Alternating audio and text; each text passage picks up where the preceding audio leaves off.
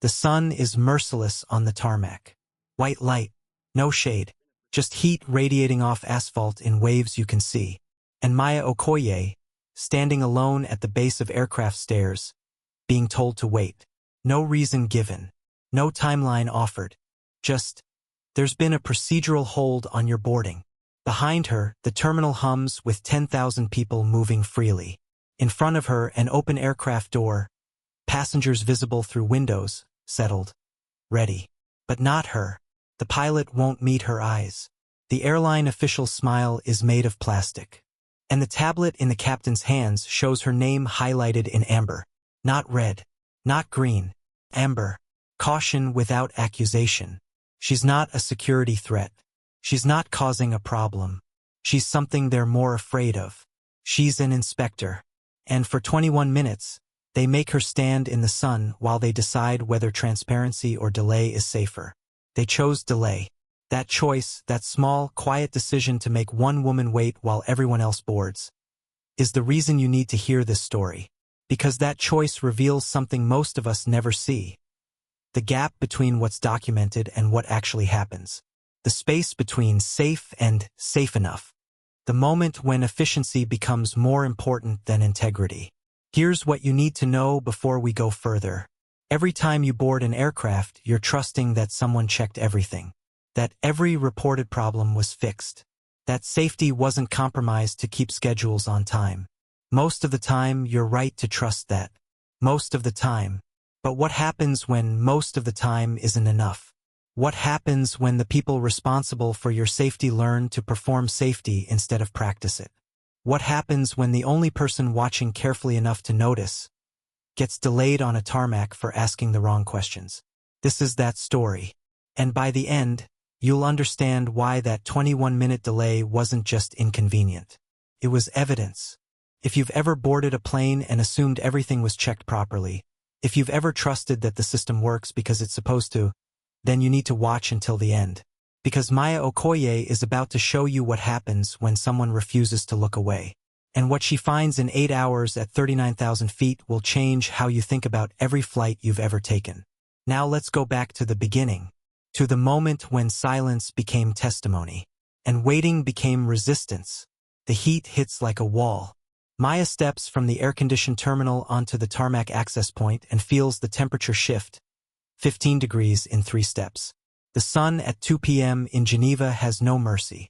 Just white light bouncing off white aircraft metal, off gray asphalt, off the glass windows of the terminal behind her. She's wearing a tailored gray suit. Structured. Professional. The kind of outfit that announces competence in any language. Her natural hair is coiled tight, styled with intention. No jewelry except a watch, vintage, leather band darkened by years of wear. She carries nothing. No purse. No rolling luggage. No briefcase. Just her body and her boarding pass. The aircraft ahead of her is a Boeing 787. Modern. Efficient. The door open at the top of the stairs like an invitation that hasn't quite been extended. A ground crew member in a yellow vest gestures toward the stairs. Ms. Okoye? This way, please. She follows. Her heels click against the tarmac. The only sound besides the distant whine of an aircraft taxiing on another runway. The ground crew member walks quickly, like someone following instructions they don't fully understand. At the base of the stairs, 2 men wait. The first is a pilot. White uniform shirt, gold epaulets catching sunlight, a tablet pressed against his chest like a shield. Mid-40s, clean-shaven, with the kind of tan that comes from years of cockpit windows and layovers in sunny cities. The second is older. Dark suit, company pin on his lapel. Salt and pepper hair combed with precision. Senior management, not ground operations. Neither is smiling. Maya stops 3 feet from the stairs. Close enough to engage. Far enough to maintain her own space. Ms. Okoye, the pilot says. His voice is careful. Each word selected from a pre-approved list. I'm Captain Morrison. This is Henrik Bergman, our operations director for this region. She nods. Says nothing. There's been a procedural hold on your boarding, Morrison continues. We're working to resolve it now. Maya lets the silence stretch for exactly 3 seconds. Then, what kind of hold? Operational coordination, Bergman offers. His smile appears, professional warmth layered over concrete. Standard protocol for certain passenger classifications. What classification am I? Neither man answers directly. Behind them, boarding continues. A family of 4 climbs the stairs. Mother herding children. Father carrying a toddler. They glance at Maya as they pass. Brief eye contact. Then they look away, moving into the aircraft with the relieved urgency of people who've cleared an invisible checkpoint. Maya watches them disappear through the door, then looks back at Morrison and Bergman. Am I not cleared to board? Morrison's jaw tightens. A micro-expression. The kind that happens when someone is following a script they didn't write and don't fully believe in. We're confirming some details, Bergman says. What details? Flight manifest coordination. For international flights? For this flight. The answer is not an answer. Maya takes one deliberate step to the side. Not away from the stairs. Not toward them. Perpendicular. Creating her own geometry in the space they've arranged. The movement seems to surprise both men. Bergman's smile flickers. Morrison's shoulders drop half an inch. How long will this confirmation take? Maya asks. We're working on it now. That's not a timeline. Bergman's phone vibrates in his pocket. He pulls it out with the urgency of someone who's been waiting for an interruption. Glances at the screen. His face goes carefully neutral. Excuse me one moment, he says, and turns away. Phone pressed to his ear, voice dropping to a murmur that doesn't carry. Morrison stays, tablet still clutched. I still avoiding hers. Maya looks past him up at the open aircraft door. Faces in the windows. Some curious. Some pretending not to look. Some holding phones at calculated angles. This moment is being documented by strangers. Becoming content before it's even understood. She shifts her weight slightly. The asphalt beneath her feet is radiating stored heat through the soles of her shoes. The sun on the back of her neck feels like judgment. Captain Morrison, she says quietly. Not aggressive. Not passive. Just present. Is this delay because of who I am? Or because of what I represent? Morrison finally meets her eyes. And in that moment, she sees it. The flicker of recognition. The calculation behind the caution. He knows. Not her name. Her function. The cockpit was notified of your booking, he says finally. Each word costs him something. We received guidance. From whom? Operations protocol. Standard notification for... He stops. Recalibrates. For certain passenger profiles. Profiles. Morrison says nothing. Bergman returns, face reset into professional neutrality. Ms. Okoye, we appreciate your patience. I haven't been patient yet, Maya says calmly. I've been waiting. Those aren't the same thing. The distinction lands between them like a stone in still water. Bergman's smile tightens at the corners. Of course, we're just finalizing coordination with the cockpit crew. Captain Morrison is standing right here, with the full crew and operations oversight. More passengers board. A businessman in an expensive suit. Phone pressed to his ear, speaking rapid Mandarin. 2 women in athletic wear, laughing about something one of them saw online. An elderly couple moving slowly, the man's hand steady on the woman's elbow. None of them are stopped. None of them are asked to wait. Maya counts seconds. The delay has crossed 5 minutes now. Well beyond standard coordination. She doesn't protest. Doesn't demand. Doesn't raise her voice. She just stands there. Present. Visible. Waiting with the kind of dignity that makes her exclusion more obvious, not less. A ground crew member approaches hesitantly, holding out a bottle of water. Ma'am? In case you need. Thank you, Maya says, accepting it. The plastic is warm from sitting in the sun. She doesn't open it, just holds it. Another prop in this strange theater. Morrison's tablet chimes. He glances down, reads something, and his expression shifts microscopically. Not relief, recognition. He exchanges a look with Bergman. Some communication passes between them at a frequency Maya can't quite hear. "We're going to need a few more minutes," Bergman announces. Maya nods once, slowly, then sets the water bottle on the ground and steps even further to the side, perpendicular to both the aircraft and the terminal, creating a third option in their binary. "I'll wait," she says, "but not because I have to, because I choose to." The distinction is everything. Morrison's shoulders square. Bergman's smile evaporates. And somewhere above them, through the open cabin door, a passenger with a phone pointed down captures this moment for an audience that will see it long before they understand it. Maya unscrews the cap on the water bottle, takes a single sip. The water is warm, faintly plastic. She swallows it anyway, and waits. 11 minutes now. Maya knows because she's counting. Not obsessively, not anxiously, just tracking. The way you track anything that might become data later. The boarding queue has thinned. Only a handful of passengers remain. Stragglers clutching boarding passes, moving with the unhurried confidence of people who know their seat is waiting. Morrison hasn't moved. Still at the base of the stairs, tablet in hand, performing the role of gatekeeper without the authority to actually make a decision. Bergman is 20 feet away, phone pressed to his ear, speaking in clipped sentences. Maya can't hear the words, but she hears the rhythm. Short, affirmative, deferential. He's not giving instructions. He's receiving them. Behind Maya, a cargo truck beeps as it backs away from the aircraft hold. The mechanical sound echoes across the tarmac. A reminder that the machinery of departure is proceeding normally. Just not for her. Morrison clears his throat. "Ms. Okoye, I want to assure you this isn't."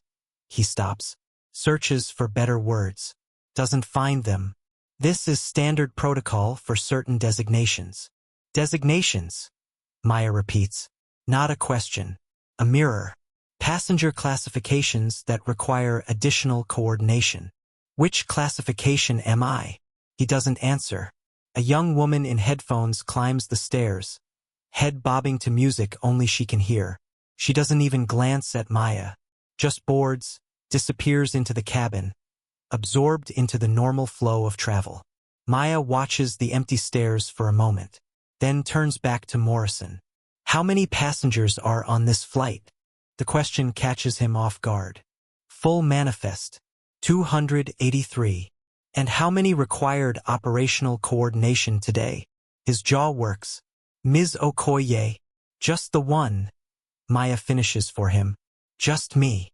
Morrison's silence is confirmation. Bergman returns. His face is reset now, professional mask firmly in place. But there's something new in his eyes. Not quite fear. More like cost-benefit analysis in real time. "Ms. Okoye, we're moving forward with the boarding process," he announces, as if this is good news. "However, we'll need you to remain here briefly while we complete final coordination." "With whom?" "Flight operations and cockpit crew." "I'm a security concern?" "No." "A documentation issue?" "No." "Then what requires coordination?" Bergman opens his mouth, closes it, opens it again. "Operational discretion." The phrase is meaningless and they both know it. Maya lets it sit there between them, rotting in the sun. More passengers board. The flow is almost finished now. Just a few business travelers moving with practiced efficiency. Carry-ons perfectly sized. Boarding passes already queued on phone screens. They all pass without incident. Morrison's tablet rotates slightly, and for just a moment Maya catches a glimpse of the screen.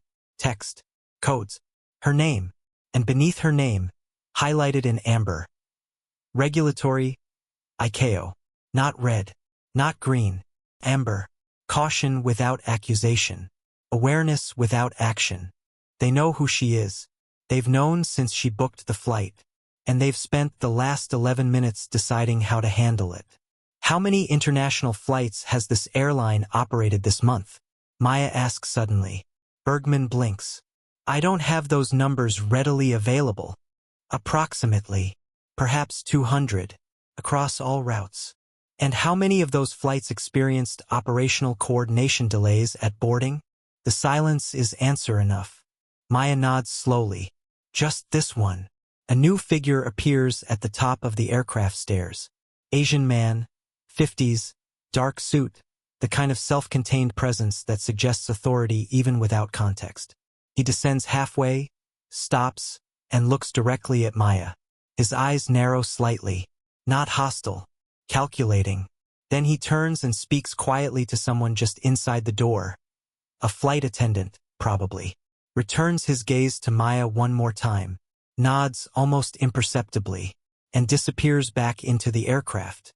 Something shifts in Bergman's posture. He pulls out his phone, checks something, then looks at Morrison with an expression that might be resignation. Captain, a word? They step away. Not far. Just enough to create the illusion of privacy. Their voices are low, but Maya catches fragments. Regional says, liability if we can't keep her out indefinitely. They return. Morrison's face has changed. Not relaxed. Resolved. Ms. Okoye, he says, and his voice has dropped the careful script. Sounds more human now. More tired. We have clearance for you to board. From whom? Maya asks. From regional operations. Why did you need that clearance? Morrison looks at her for a long moment. She can see him weighing truth against protocol. Safety against career. Because your booking flagged certain oversight protocols, he says finally. We were advised to coordinate your boarding separately. To protect whom? To ensure proper operational procedure. That's not an answer. No, Morrison admits. It's not. Bergman steps forward, smile attempting to reassemble itself. Ms. Okoye, thank you for your patience. We're ready to welcome you aboard. Maya picks up the water bottle from where she'd set it on the ground. Takes another sip. The water is even warmer now. Almost unpleasant. She swallows it anyway, then looks at both men with an expression that's perfectly calm and perfectly clear. I'm going to board now, she says quietly. Not because you've cleared me, because there was never a legitimate reason to delay me. And we all know it. She walks toward the stairs. Neither man stops her. But as she places her foot on the first step, Bergman speaks. Ms. Okoye. She pauses. Doesn't turn around. This wasn't personal. Maya looks back over her shoulder. Her face is calm, almost gentle. Yes, it was, she says. That's the problem. Then she climbs the stairs, each step measured, deliberate. And when she reaches the top and steps into the cool cabin air, she doesn't look back. Behind her, Morrison and Bergman stand on the scorching tarmac, watching the door close, watching evidence disappear into 39,000 feet of altitude, watching a mistake begin its consequences. The cabin air is cold, aggressively air-conditioned, the kind of manufactured chill that makes skin tighten. Maya steps through the door and into a space where 283 people are all looking at her. Not everyone, not simultaneously, but the awareness ripples through business class like a current. Eyes flick up from phones. Heads turn slightly. Attention focuses and then deliberately unfocuses, performing indifference while absolutely paying attention. The flight attendant at the door is a young black woman. Hair in a sleek bun. Name tag reading Simone. She offers a smile that's 2 parts professional, 1 part solidarity. Welcome aboard, Ms. Okoye. Quiet emphasis on the welcome. We're glad you're here. Maya nods once. Thank you. Her seat is 3A. Business class. Window. The kind of seat that costs what some people earn in a month and promises privacy through strategic angles and personal screens. But privacy is the last thing happening now. Every eye in business class tracks her movement down the aisle. A white man in 2C leans toward his companion, whispers behind his hand. The companion glances at Maya, then away quickly, face reddening slightly. An elderly Asian woman in 4D meets her eyes directly, nods with something that might be respect or might be recognition of shared experience. A young couple in 5A and 5B, both Gen Z, both glued to their phones, neither looking up, except the woman's screen shows Twitter, and her thumbs are moving rapidly across the keyboard. Real-time narration. This moment becoming story before it's finished happening. Maya reaches 3A. Someone is sitting in her seat. White man, 50s, expensive suit, thinning hair gelled into rigid control. He has his laptop open on the tray table, Excel spreadsheet visible, fingers moving across keys with the confidence of someone who has never been told no. "Excuse me," Maya says evenly. "That's my seat." The man doesn't look up. "They moved me here. Cabin crew said it was available." "It's not." "Well, I'm already set up, so." "Sir." Simone materializes at Maya's elbow, voice still pleasant but with steel underneath. "That seat is assigned. You'll need to return to 7C.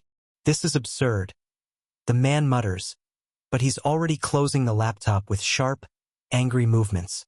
"I was told business class had availability." "Your assigned seat is 7C, Simone repeats. "Not a suggestion." The man stands, collects his things with exaggerated martyrdom, and pushes past Maya. His shoulder clips hers, deliberate, and he doesn't apologize. Doesn't even acknowledge the contact. Just moves to 7C with the affronted energy of someone who believes inconvenience equals injustice. Maya slides into 3A. The leather is still warm from his body heat. Simone lingers. "Can I get you anything before takeoff? Water? Juice? Champagne?" "I'm fine. Thank you. I'm really sorry about the—" Simone hesitates, searching for the right word, looking for language that acknowledges without naming. "Confusion." "It wasn't confusion," Maya says quietly. "But thank you." Simone nods, understanding passed in 4 words and the space between them. The cabin door closes with a mechanical thunk. The sound of finality, the point past which certain options disappear. Maya buckles her seatbelt, looks out the window at the tarmac below. Morrison is still visible, walking back toward the terminal, tablet under his arm. Bergman has already disappeared, probably filing whatever report makes this delay disappear from official record. The PA system crackles to life. "Ladies and gentlemen, this is Captain Morrison speaking. We apologize for the slight delay. We've been cleared for departure and will be pushing back from the gate shortly." Slight delay. 21 minutes reduced to 2 words. No mention of operational coordination. No acknowledgement of a woman standing in the sun while protocol ate itself. Just slight delay. Maya closes her eyes. She knows what happened. She knows why. She knows that somewhere in this airline's recent history, 6 months, maybe a year, there was an incident. Probably multiple incidents. The kind that trigger investigations, audits, regulatory scrutiny. And she knows her name carries weight in those circles. Not fame. Function. When Maya Okoye books a flight, certain people get notifications. Certain protocols activate. Not security protocols. Protection protocols. They weren't protecting the passengers from her. They were protecting themselves from accountability. The aircraft begins to move. That slow backward push, the gentle violence of being pulled away from solid ground by machinery you can't see. Through the cabin, 283 passengers settle in. Some sleep, some work. Some lose themselves in entertainment screens or infinite scroll. But in 7C, a man opens his laptop and begins typing an angry email about the disruption in business class. And in 4D, an elderly woman closes her eyes and thinks about the young black woman in the gray suit, standing alone on the tarmac, and wonders how many times you have to prove you belong before it stops being a question. And in 3A, Maya Okoye opens the overhead bin and retrieves her briefcase, placed there by crew before boarding began. She pulls out a slim folder. Inside, incident reports, flight schedules, maintenance logs from 3 international routes over 18 months. She doesn't open it yet, but she will, because that's why she's on this flight. Not as a passenger, as an auditor. And the delay on the tarmac, the careful choreography, the coded language, the operational coordination wasn't random. It was evidence. The aircraft turns onto the runway. Engines begin their ascending whine. Power building. Pressure mounting. Maya looks out the window one last time before takeoff. The terminal shrinking behind them. The tarmac stretching ahead. the white line down the center of the runway like a dare. The plane accelerates and lifts. At cruising altitude, the world becomes abstract. Below, the Atlantic spreads endless and gray-blue, stitched with whitecaps that look frozen from this height. No sense of wind or wave, just pattern. The illusion of stillness. Maya's window shade is half open, enough to track the sun, not enough to invite curiosity from passing passengers. The cabin has settled into the rhythm of long-haul flight.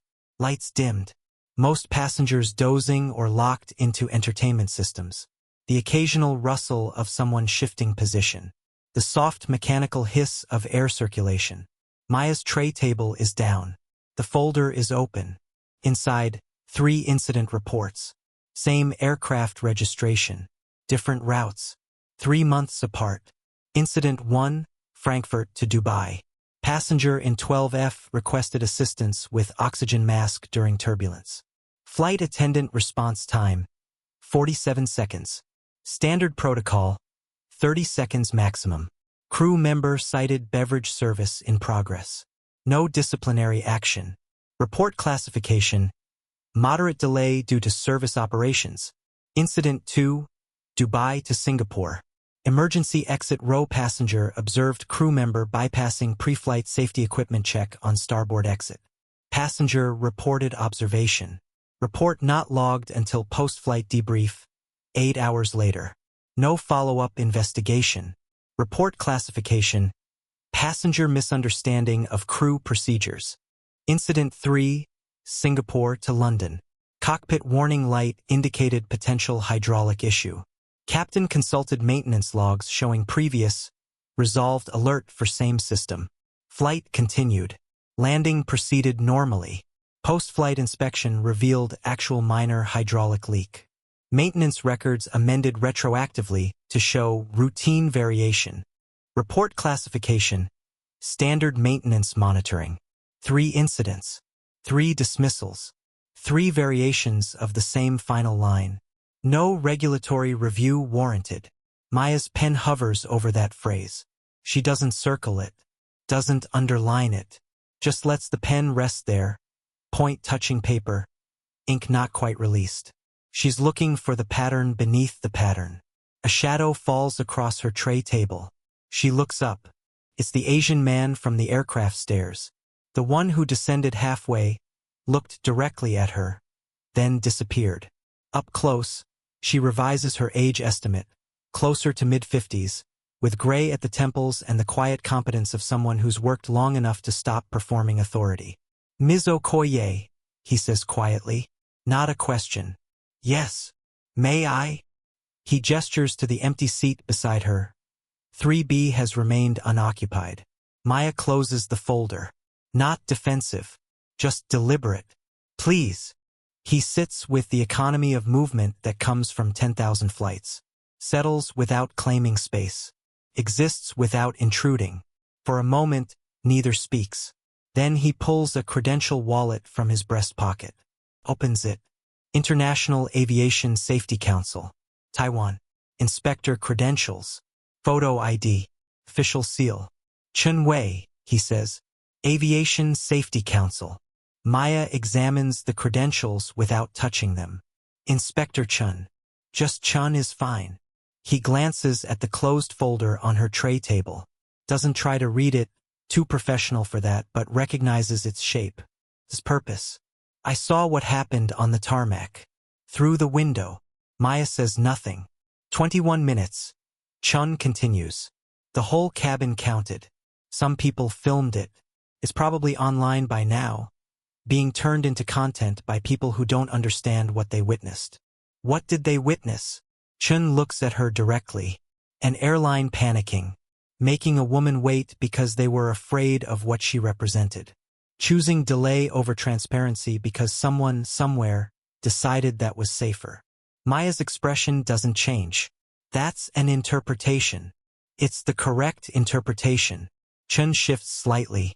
3 months ago, one of your ICAO colleagues visited Taipei. Asked very specific questions about this airline's maintenance agreements with regional carriers. Very careful questions. Very thorough. Maya waits.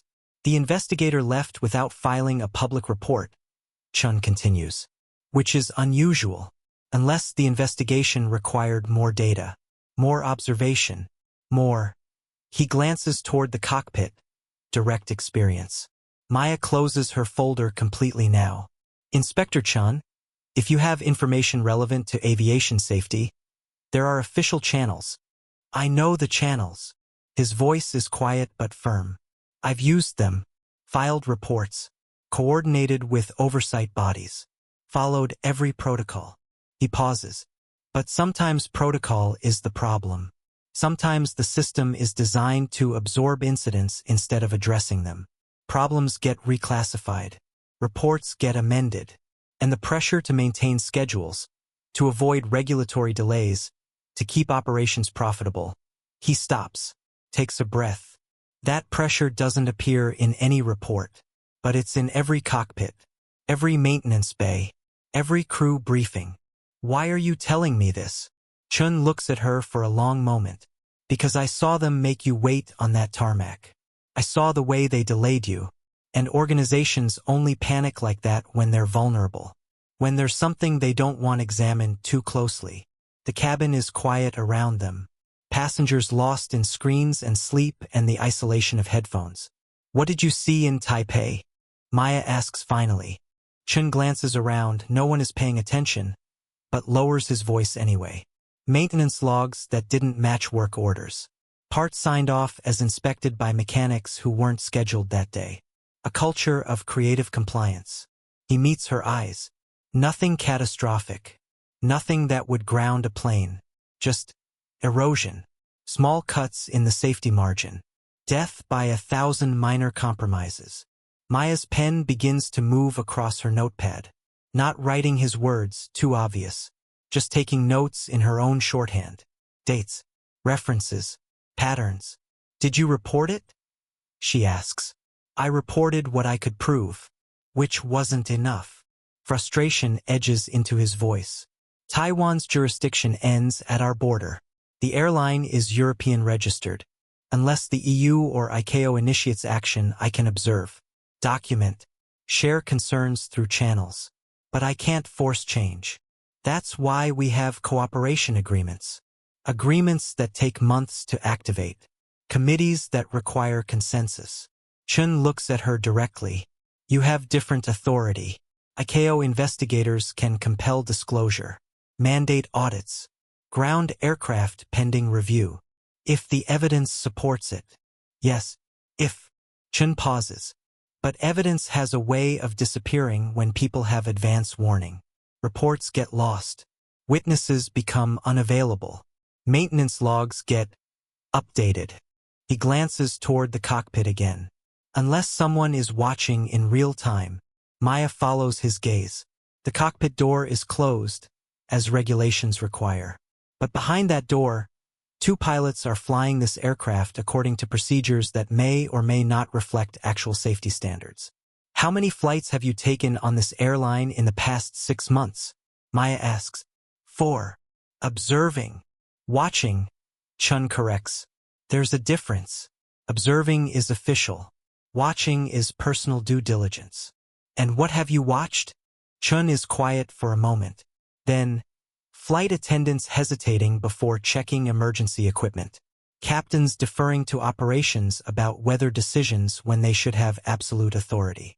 Maintenance crews signing off on inspections in 3 minutes that should take 15.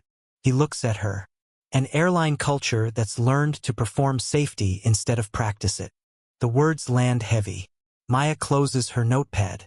What you're describing are concerns. Valuable concerns. But not evidence. I know. Chun stands, preparing to return to his seat. That's why I'm not asking you to act on what I've said. I'm asking you to watch. Carefully, because if I'm right, you'll see it. And when you do, you'll have authority to do something about it. He starts to leave, then pauses. The tarmac delay wasn't standard procedure. That was panic. And people only panic when they're afraid of being caught. Then he returns to 3C and opens his laptop as if the conversation never happened. Maya sits in the dim cabin light, pen in hand, notepad closed. Somewhere ahead, The cockpit crew flies the plane. Somewhere behind, 280 passengers trust every system, every procedure, every decision is being made with safety as first priority. And somewhere in the gap between policy and practice, between documentation and reality, truth is waiting to be witnessed. Maya opens her notepad again and begins to write. 6 hours into the flight, Maya stands in the galley between business class and premium economy. She's not hiding, not lurking, just present in the shared space where crew work and passengers stretch their legs and conversations happen in the gaps between service. Simone is restocking juice boxes in the beverage cart. Her movements are practiced, efficient, but there's tension in her shoulders that wasn't there at departure. Long flight, Maya says casually. Simone glances up, offers a smile that doesn't fully reach her eyes. They're all long when you do them back to back. How many this week? This is my 4th. Geneva turnaround, then back to New York, then Dubai, now Geneva again. Maya does the math. That's barely legal minimum rest time between flights. That's within regulations, Simone says, reading Maya's expression. Technically. Simone looks at her more directly now, evaluating, deciding how much to say to a passenger who isn't just a passenger. You're not just a passenger, are you? I'm a passenger who also works in aviation safety oversight. Simone nods slowly, returns to stocking juice boxes, but her movements are different now. More deliberate. The performance of normal activity while the actual conversation happens underneath. The delay on the tarmac, Simone says quietly. That wasn't standard procedure. I noticed. We were told. She stops. Restarts. The crew was informed that your boarding would be coordinated separately. We weren't told why. Just that operations was handling it. Did that strike you as unusual? Everything strikes me as unusual lately. Simone closes the cart drawer with more force than necessary. But we don't get to ask questions. We get to follow procedures, even when procedures don't make sense. Maya leans against the galley wall. Casual. Open body language. Not an interrogation. Conversation. How long have you worked for this airline? 3 years. Have procedures always been unclear? Simone meets her eyes. There's something sharp there now. Something that's been waiting for permission to be said aloud. No. 2 years ago, things were different. We had time. Time to do safety checks properly. Time to brief. Time to actually review emergency procedures instead of just signing off that we'd reviewed them. What changed? Simone glances toward the main cabin. No one in immediate earshot, but she lowers her voice anyway. New management. New operations protocols. New efficiency targets. She air quotes the phrase. We were told we needed to optimize, reduce turnaround times, maximize flight crew utilization, do more with less. And safety. Safety is always the first priority. Simone's voice is flat, reciting someone else's words. That's what we're told. Every briefing, every memo. Safety first. But Simone is quiet for a long moment. When she speaks again, her voice is barely above a whisper. But when you report a safety concern, you're told to document it properly. Fill out the forms. Submit through channels. And then, nothing. The concern gets filed, reviewed, determined to be within acceptable parameters. And if you raise it again, you're being negative. Not a team player. Creating unnecessary friction. Maya doesn't respond immediately, just holds the space. Lets the silence do the work silence does best. Make room for truth. Simone continues, the words coming faster now, as if a dam has cracked. 3 months ago, I reported that the starboard emergency exit on this exact aircraft, this one we're flying right now, had a door seal that wasn't seating properly. Not major, but enough that I could feel air pressure differential at altitude. I filed a maintenance report. It got logged as minor cosmetic issue, categorized as non-urgent. Deferred maintenance. Was it fixed? Simone looks at her directly. You're sitting on that aircraft right now. What do you think? Maya's expression doesn't change, but something in her posture sharpens. The seal is still faulty? I don't know. I'm not maintenance. Simone's frustration is quiet but deep. But I know that when I did my pre-flight check today, the seal looked exactly the same. Same visual wear pattern. Same slight gap at the bottom hinge. Did you report it again? I mentioned it to the senior flight attendant. He told me the maintenance log showed it as resolved. Told me I was probably remembering wrong. Told me that if I kept raising flags about resolved issues, it would affect my performance review. The galley is very quiet now.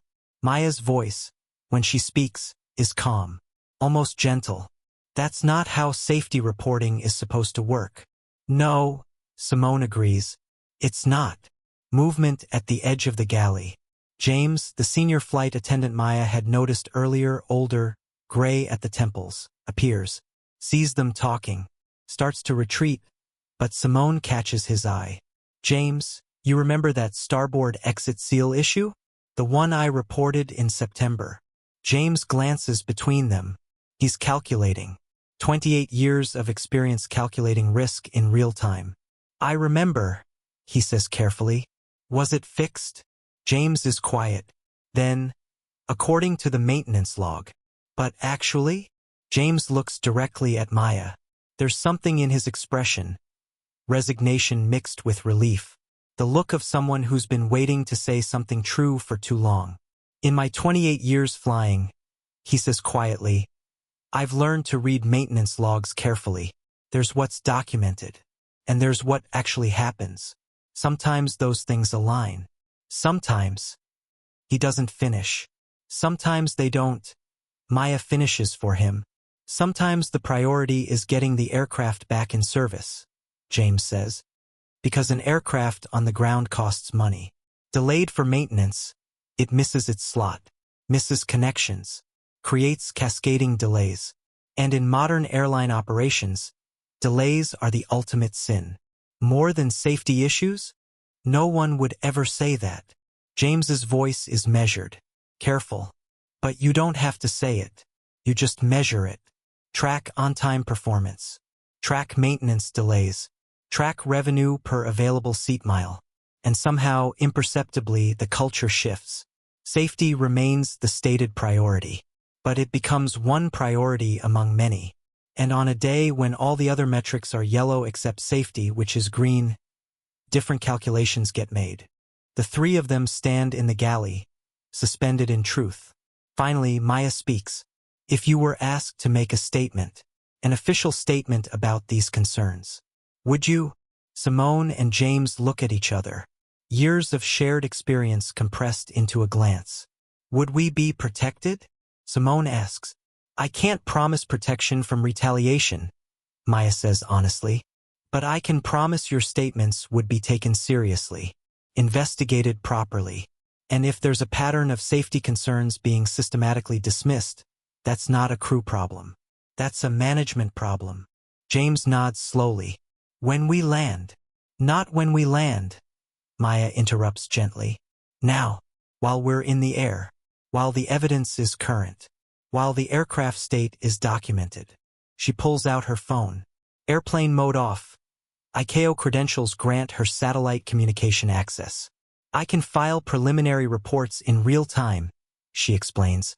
If either of you is willing to go on record about specific safety concerns, I can document them right now. Timestamps, location, exact conditions. Simone looks toward the main cabin. At passengers sleeping, eating, watching movies, trusting that the people responsible for their safety are actually keeping them safe. She takes a breath. The starboard exit seal, she says. Row 16. I can show you exactly what I mean. 10 minutes later, Maya stands at row 16 on the starboard side. Simone beside her.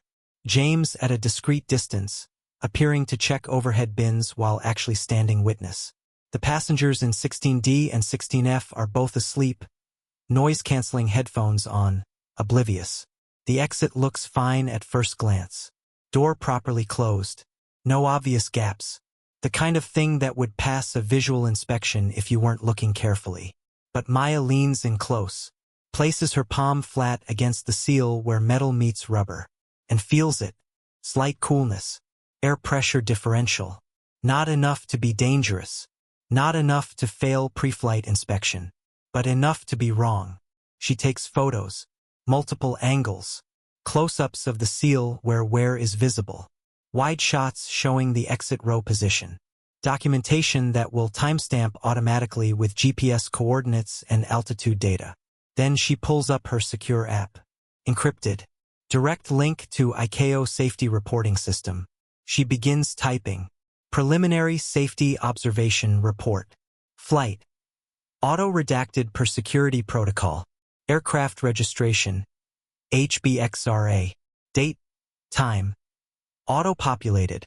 GPS coordinates. Auto-populated. Altitude. 39,000 feet. Observer. M. Okoye. ICAO Investigation Officer Number 4782. Witnesses. S. Marchand. Flight Attendant. J. Patterson, Senior Flight Attendant. Observation. Starboard emergency exit door seal, row 16, shows evidence of incomplete seating. Visual inspection reveals where pattern consistent with repeated opening/closing without proper maintenance intervention. Tactile inspection confirms minor air pressure differential detectable at seal junction point. Previous reports. Per crew witness statement, issue was previously reported via airline internal maintenance system 90+ days prior to this observation. Airline maintenance log indicates issue was resolved and cleared. Visual and tactile evidence contradicts logged resolution status. Preliminary assessment. Issue does not represent immediate flight safety risk under current conditions. However, evidence suggests potential pattern of maintenance deferrals being administratively logged as completed without actual corrective action being performed. Concern level moderate. Recommended action. Ground inspection upon arrival. Full audit of maintenance records for this aircraft registration. Cross-reference with crew safety reports for pattern analysis. She shows the screen to Simone. Is this accurate? Simone reads carefully. Nods. Yes. Are you willing to be listed as a witness? Your name will be in an official report. Simone looks at the emergency exit. At the passengers sleeping beside it. Unaware that this quiet documentation is happening 3 feet away. She takes a breath. Yes. Maya turns to James. You? James looks at the seal. And Maya. Simone. At 28 years of small compromises that add up to something he can no longer pretend not to see. Yes, he says. Maya submits the report. It uploads via satellite with a soft chime that feels absurdly cheerful for the gravity of what just happened. What happens now? Simone asks quietly. Now the report is logged with full metadata. When we land, I'll conduct a formal ground inspection. If the seal is confirmed as faulty, maintenance records will be audited. If there's a pattern of deferred maintenance being falsely logged as completed, that triggers a broader investigation into the airline's safety culture and reporting systems. And us? James asks. You're protected whistleblowers under international aviation safety regulations. Retaliation would be a separate violation. Maya pauses. That doesn't mean it won't be attempted. But it means if it is, there are consequences. Would be doesn't mean it won't happen. Simone echoes softly. No, Maya acknowledges. It doesn't. But it means if it does, you won't be alone. And there will be accountability. The three of them stand there for a moment longer. Then Simone nods once and returns to her station. James follows. Maya remains at row 16 for another 30 seconds. She places her palm against the seal one more time. Feels the slight cool air pressure differential. Evidence is evidence. But courage is what makes evidence matter. She returns to 3A, sits down, opens her notepad, and adds 2 names to a list that will, in 2 hours and 47 minutes, change the trajectory of an entire airline's operations. 2 names. 2 people who decided that speaking truth was worth the risk. Maya looks out the window. The Atlantic below is darkening as the sun angles toward evening. Somewhere beneath those clouds, Europe is approaching. And somewhere in Geneva, systems are already beginning to respond to a report filed at 39,000 feet. She closes her eyes. Not to rest. to prepare for what comes next. Because the flight is just transportation. The landing is where accountability begins. The captain's voice comes over the PA with practiced calm. Ladies and gentlemen, we've begun our descent into Geneva. Local time is 7:42 a.m. Weather is clear. Temperature is 12 degrees Celsius. Flight attendants, please prepare the cabin for arrival. Maya looks out the window. The Alps are visible in the distance, snow-capped peaks catching early sunlight. The earth below is green and ordered, fields and forests stitched together with roads that look like veins from this height. From up here, everything looks peaceful, organized, under control. She knows better. Simone moves through the cabin doing final checks, collecting trash, ensuring tray tables are stowed, seat backs upright. Her movements are the same as always, but there's something different in her posture now. Not fear, readiness. The woman has committed herself, crossed a line that can't be uncrossed. Maya's phone chimes softly, a message in her secure app. ICAO Operations Center. Preliminary report received and flagged for immediate review. Geneva Station notified. Maintenance inspection team will meet aircraft at gate. She doesn't respond, just locks the phone and looks out the window again. Chun Wei catches her eye from across the aisle. He nods slightly. He knows something has shifted. Can probably guess what. The descent continues. The aircraft banks gently, lining up with the approach vector. Through the cockpit door, still closed, always closed, Captain Morrison and First Officer Rodriguez are running through landing checklists. They don't know yet that their aircraft is about to be grounded for inspection. They will soon. The runway appears. Long gray strip against green. White lines precise as promises. The moment of commitment approaches. The point where flight transitions to accountability. The wheels touch runway with perfect precision. Center line. Textbook landing. Reverse thrust engages. The aircraft slows with mechanical authority. Welcome to Geneva, Morrison says into the PA. Through her window, Maya sees them immediately. For people waiting on the tarmac near the gate. 2 in high-visibility vests, maintenance inspectors. 2 in business attire, administration. European Union Aviation Safety Agency. The gate bridge connects with a soft thunk. The cabin door opens, and the maintenance inspectors board immediately, moving past departing passengers with the authority of people on official business. Passengers don't notice. They're gathering bags, checking phones, stretching legs stiff from 8 hours of stillness. The machinery of deplaning proceeds normally. But Maya sees the way the inspectors move directly to the starboard side. Sees them stop at row 16.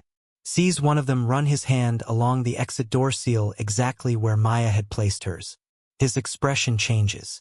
He pulls out a tablet. Begins taking photos.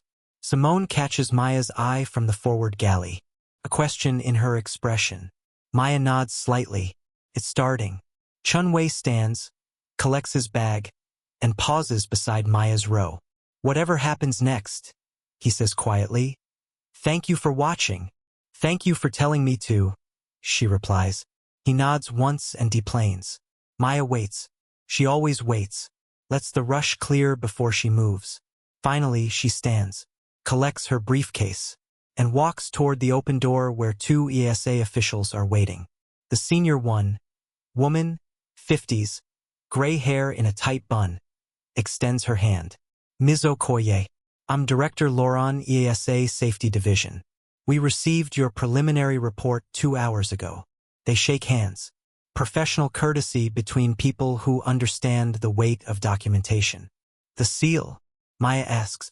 Our maintenance team is inspecting now, but preliminary assessment confirms your observation. The seal is faulty, has been faulty for some time. Director Lawrence's expression hardens. What's more concerning is that maintenance logs show it was inspected and cleared just 48 hours ago. The conference room is corporate sterile. Long table, leather chairs, window overlooking the tarmac where aircraft taxi in neat procession. Maya sits at one end, Director Laurent at the other. Between them, territory. The airline's senior management enters at exactly 10 a.m. Chief Executive Henrik Vollmer. Tall, expensive suit practiced charisma. He smiles, extends his hand. Director, Ms. Okoye, thank you for your time this morning. Professional warmth. As if this is courtesy, not investigation. Behind him, Chief Operations Officer, Director of Maintenance, Head of Flight Safety Corporate Counsel. They arrange themselves with the precision of people accustomed to formal confrontations. Vollmer sits, folds his hands. I understand there were concerns raised during the flight. I want to assure you this airline takes safety with the utmost seriousness. Mr. Vollmer, Laurent interrupts calmly. Let's skip the preamble. Your aircraft has been grounded. Our inspection confirmed multiple discrepancies between your documented maintenance logs and actual aircraft condition. We're here to determine whether those discrepancies are systemic or isolated. Vollmer's smile doesn't falter, but something behind his eyes recalculates. Maya opens her briefcase, pulls out 3 folders. Over the past 12 months, she says quietly, crew members on 17 separate flights reported safety concerns through your internal system. Those concerns ranged from minor to serious. She slides the first folder across the table. In every case, concerns were logged, acknowledged, then categorized in ways that deferred action, within acceptable parameters. Scheduled for next service interval. Crew misunderstanding. Second folder. Meanwhile, your on-time performance improved 11% year-over-year. Turnaround times decreased by an average of 8 minutes per flight. Maintenance delays dropped 34%. Third folder. Impressive operational efficiency. But when I cross-reference those improvements with actual maintenance expenditures, I find that per-aircraft maintenance spending decreased by 22% over the same period. She looks directly at Vollmer. You're flying more, spending less, and reclassifying safety concerns to make the numbers work. The silence in the room is absolute. Vollmer leans back in his chair. Ms. Okoye, I respect your thoroughness, but what you're describing is standard operational optimization. Every airline in the world manages the balance between safety and efficiency. That's not negligence. That's industry practice. Then the industry has a problem, Maya says simply. Perhaps. But unless you can demonstrate actual harm, actual incidents resulting from these alleged deferrals, then what you have is a philosophical disagreement about acceptable risk levels. Maya nods slowly. You're right. No incidents. No accidents. No harm. Yet. She reaches into her briefcase one more time. But I do have this. She places a document on the table, slides it toward Vollmer. Internal email, dated 6 months ago, from the Chief Operations Officer to all station managers. The relevant passage is highlighted. Effective immediately, all maintenance deferrals classified as minor or cosmetic should be scheduled for next major service interval rather than immediate correction. This will help us meet our Q3 efficiency targets while maintaining safety within acceptable parameters. Vollmer looks at the email. His face goes carefully blank. Before we continue, I want you to think about something. Maya Okoye didn't have to document that door seal. She could have noticed it, felt the slight air pressure differential, and done nothing. After all, it wasn't dangerous, not immediately. The aircraft could fly safely for weeks, maybe months before that seal became a real problem. She could have finished her flight, filed her report later, let the bureaucracy handle it at its own pace. But she didn't. She documented it in real time. She protected the crew members who spoke up. She turned quiet observation into immediate action. Because she understood something fundamental. Small compromises accumulate. Good enough becomes barely acceptable, becomes dangerous. So gradually that no one notices until it's too late. If this story resonates with you, if you've ever been in a situation where you had to choose between convenience and doing what's right, I'd be grateful if you take a moment to like this video. If you believe stories like this should be told more often, please subscribe. And in the comments, tell me, what would you have done in Maya's position? Because these aren't just stories. They're mirrors. And sometimes we need to see ourselves reflected back to remember who we want to be. Laurent speaks. Mr. Vollmer, ASA will be conducting a full operational audit of your maintenance practices. All aircraft in your fleet will undergo immediate inspection. That will ground our entire operation, Vollmer says quietly. It will, Laurent confirms. For how long? Until we're satisfied that your safety culture has been corrected. The meeting ends not with resolution, but with reality. 3 weeks later, Maya sits in her office in Montreal, ICAO headquarters, window facing the city, but her attention on the screen. ASA Audit Report, Executive Summary. Following immediate inspection prompted by in-flight safety observation, comprehensive audit revealed systematic pattern of deferred maintenance, inadequate safety reporting response protocols, and organizational culture prioritizing operational efficiency metrics over safety compliance. She scrolls through 247 pages of findings.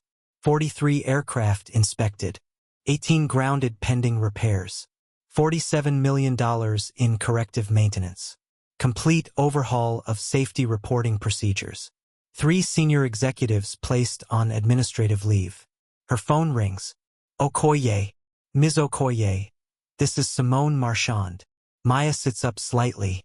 Simone, how are you? I'm okay. I wanted to let you know, I resigned. I couldn't go back to an airline that had to be forced to care about safety. What will you do? I'm joining ASA.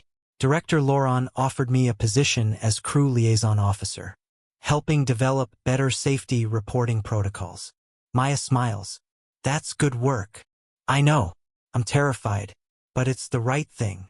After Simone hangs up, Maya returns to the report. Her email chimes. From Chun Wei, Aviation Safety Council. Ms. Okoye, our investigation yielded results consistent with your findings.